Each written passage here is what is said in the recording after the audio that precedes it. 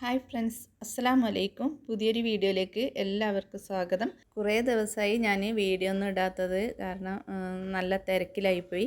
അപ്പോൾ ഇന്ന് ഞാൻ നല്ല അടിപൊളി ടേസ്റ്റിലൊരു ഗ്രേപ്പ് ചീസ് പുഡിങ്ങാണ് തയ്യാറാക്കുന്നത്. വീഡിയോ കണ്ടിട്ട് എല്ലാവരും ഒന്ന് ട്രൈ ചെയ്ത് നോക്കുക. ഇത് ഞാൻ ഒരു 4 വർഷം മുമ്പേ അപ്ലോഡ് ചെയ്തിട്ടുണ്ടായിരുന്നു. നമ്മളെ ചാനൽ തുടങ്ങിയിട്ട് ഒരു വർഷമായപ്പോൾ അതിനെക്കാട്ടിയും ടേസ്റ്റ് കൂടുതലുണ്ട് ഈ പുഡിങ്ങിന്. ഇതെങ്ങനെയാണ് വളരെ എളുപ്പത്തിൽ തയ്യാറാക്കുന്നതെന്ന് നമുക്ക് വീഡിയോ കണ്ടു നോക്കാം.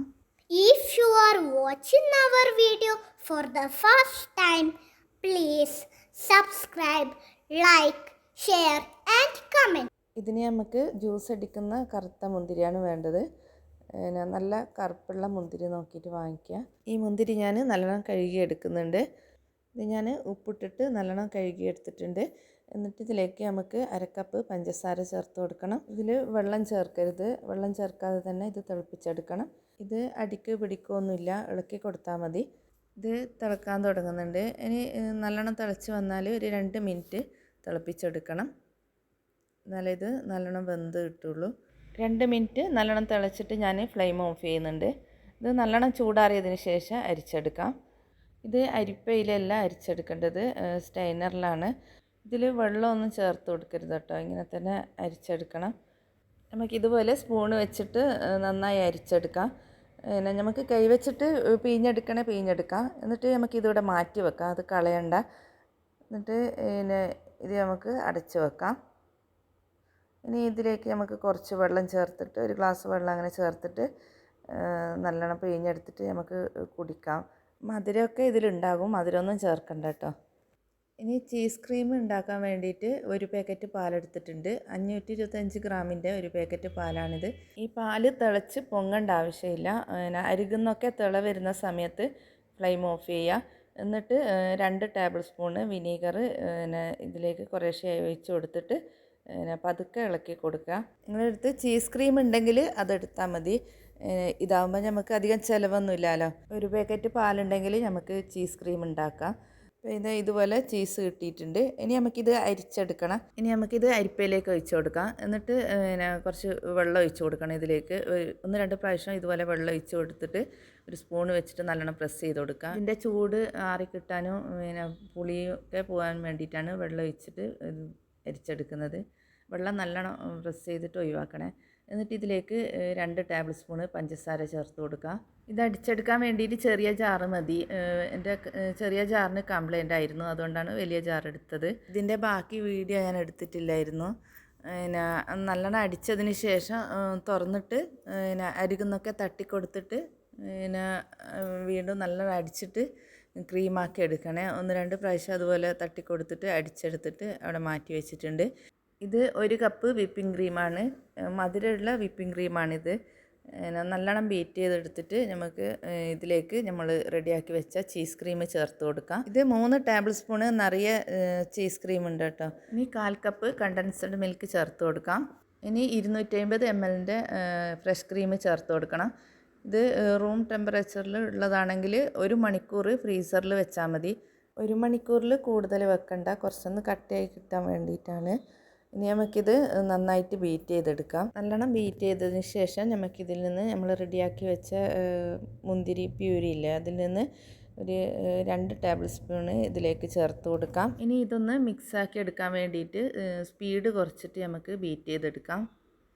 ഇനി ഇതിലേക്ക് ജലാറ്റിന് ചേർത്ത് കൊടുക്കുന്നുണ്ട്.